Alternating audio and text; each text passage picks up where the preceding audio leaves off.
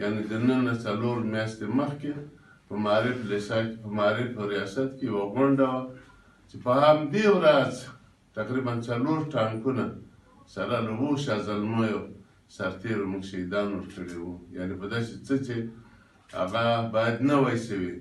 او یا مثلا په ښار کې یوه پیغله چې هغوی مقدسه دریشي د سربازي اغوستې وه په میدان هوایي کې یې وظیفه درلوده.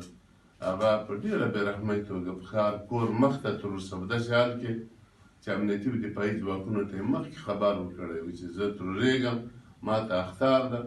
نو دا ټولې هغه څه وي چې زه مجبور شوم د خپل اواز پورته کړم د یو چا په وړاندې چې هغه د څوکو ادارې نه، هغه د ښه مدیریت نه او هغه د ښه کړنو نه متاسفانه کمزورۍ وي په هغوی کې. هغه مختلفې کمزورۍ وي چې زه نه غواړم اوس یادې کړم. نو په دې برخه کې زه د زړه له تاله مننه کوم د جلالتمآب جمهور رئیس نه، د هېواد د مدبر او پیاوړي رهبر نه چې زما پوښتنو ته یې لبیک وویلې او په ټوله سطحو کې هم په ملي امنیت کې، هم په پولیسو کې او هم په اردو کې تغیرات راغله. نوی امنیه قمندان، نوی د امنیت د ملي امنیت رئیس، نوی د لوا قمندان راغله چې اوس په سکوت و او په ښار کې ځینې ستونزې وې، مثلا د سربازانو ترور کېده یا داسې نورې پیښې رامنځته کېدې. روزانه په سلهاوو په لسهاوو ټانکونه مې د منځه تلل او د ښار سکوت او ځینې نورې خبرې وې چې دښمن په دې کار کاوه چې باید ښار سکوت کړي او یا نورې ولسوالیو ته سکوت ورکړي.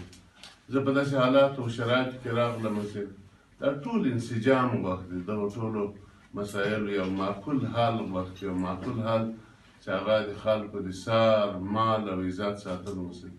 زموږ امنیتي او دفاعي ځواکونه باید دا وړتیا پیدا کړي تر څو متضمن وي او دوی وکړای شي دا لوی او عظیم مسؤلیت چې د خلکو د سر، مال او عزت ساتل دي.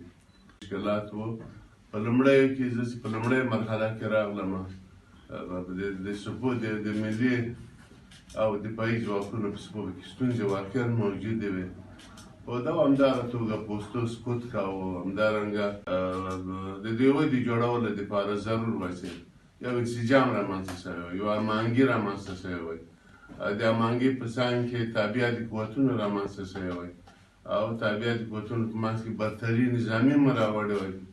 نو په دې نه بوخت شوم، په دې کار مې شروع کړ. متاسفانه داسې مثبت تغییر او بدلون په سترګو نه لیدل کېده.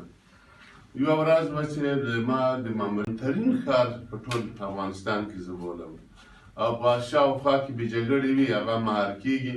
تاسو خبر یاست دا اوس موږ په کمربندونو مصروف یو ژمني عملیات مو پیل کړي دي. د دغو ژمني عملیاتو دپاره مشخص او معین پلانونه لرو چې د خان اباد ولسوالۍ تکمیل شوه، د امام صاحب ولسوالۍ کې زموږ امنیتي او دفاعي ځواکونه دا اوس په عملیاتو بوخت دي او د بیزونو په جوړولو کې، د کمربند په وسیع کولو بوخت دي. همدارنګه په ښار کې انشاءالله سبا وسیع عملیات د ښار د کمربند د جوړولو لپاره پیل کېږي.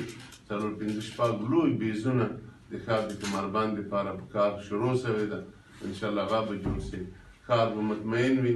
موږ په دې باور لرو چې طالب به بالاخره دا حقانیت درک کړي او د دولت ته به بدلون راغلی. زه د زړه له تاله مننه کوم. زه ویاړم په داسې سرتېرو، داسې ویاړم په دې اتلو سرتېرو، سربازانو، بریدمنانو، جنرالانو چې واقعا په ډېره مېړانه یې دفاع کړې ده.